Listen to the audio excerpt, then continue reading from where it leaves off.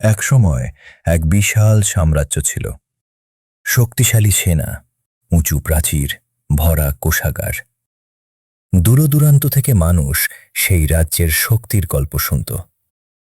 কিন্তু রাজপ্রাসাদের ভেতরে আর এক গল্প চলছিল।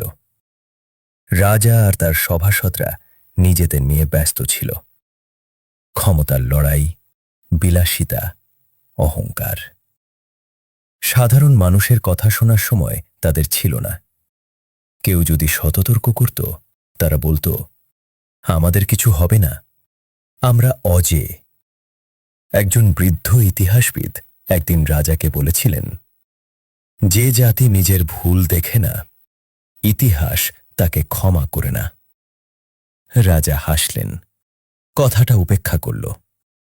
কয়েক বছর পর শত্রু আসেনি প্রথমে তলোয়ার নিয়ে, এসেছে বিভেদ নিয়ে। রাজ্যের ভেতরে ভেতরেই মানুষ ভাগ হয়ে গেল। সেনারা এক ছিল না, নেতৃত্ব দুর্বল হয়ে পড়ল। যেদিন শত্রু আক্রমণ করল, সেদিন প্রাচীর ছিল, অস্ত্র ছিল, কিন্তু একতা ছিল না। এক রাতেই সেই শক্তিশালী সাম্রাজ্য ইতিহাস হয়ে গেল।